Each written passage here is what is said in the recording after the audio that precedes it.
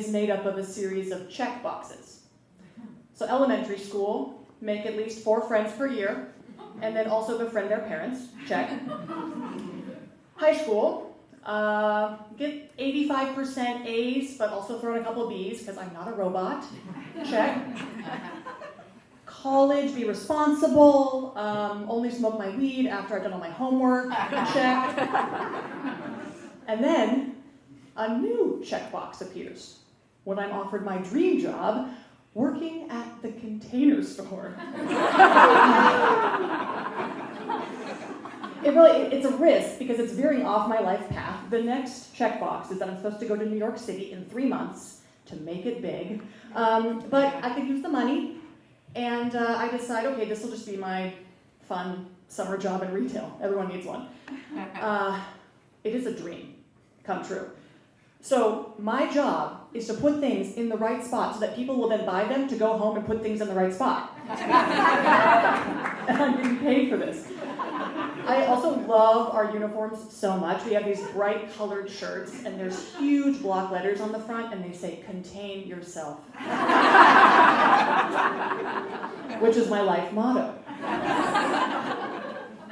Immediately, I hit the ground running, and I'm kicking ass at the Container Store. I am nailing this role of perky, naive Container Store employee with this deep love of organization.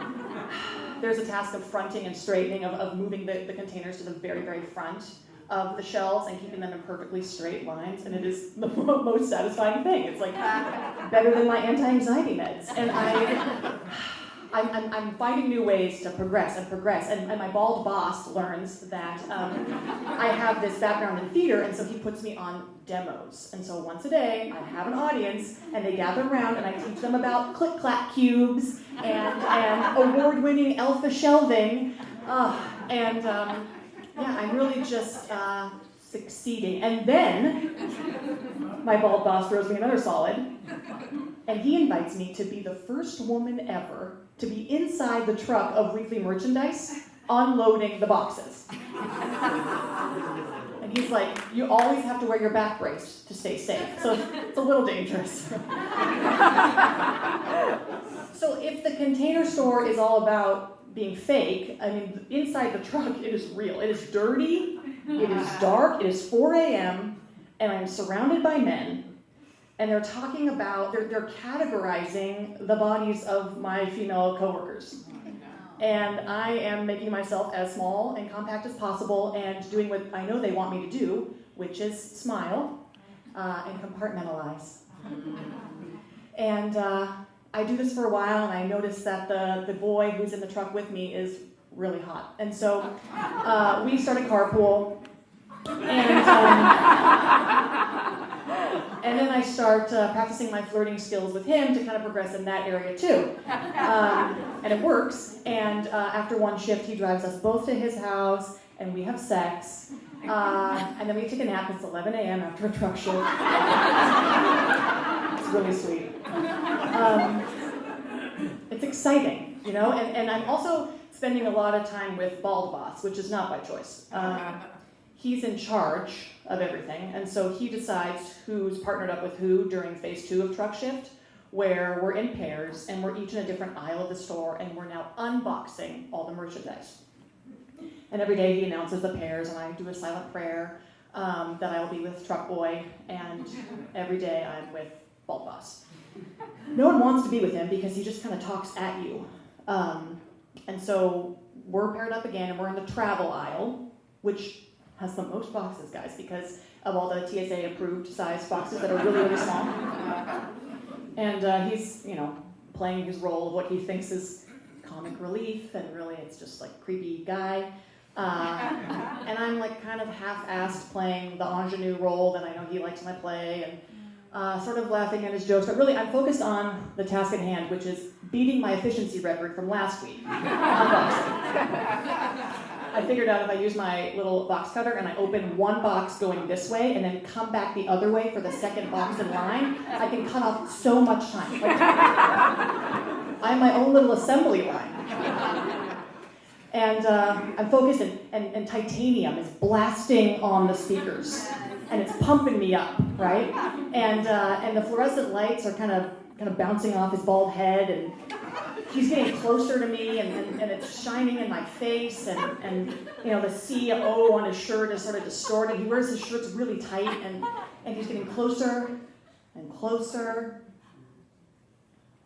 and then everything gets messy when he kisses me on the sales floor, under the fluorescent lights, in our matching back braces. I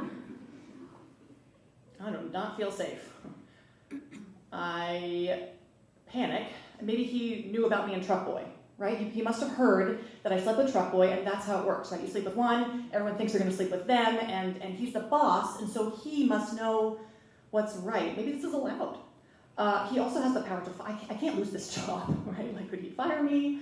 I gotta go to New York. I gotta get out of here. Smile. That's what you're supposed to do. And keep unboxing. And in carpool on the way home, I tell Truck Boy, I laugh it off, because we haven't slept together again, and I think maybe this will be a form of connection. We'll share a joke. But he just holds the steering wheel real tight and looks at me and says, Zoe, what he did was fucked up. Okay, it was fucked up. Truck Boy becomes my morality barometer, and he starts to say, okay, you have to tell the general manager tomorrow. You have to report this. And that was not in my plan, and I really don't want to disappoint Truck Boy, and so maybe I should, and so I go home and I rehearse this script all night, and I come into the morning into the general manager's office where I've never been, and he's there, and he's just a bunch of teeth.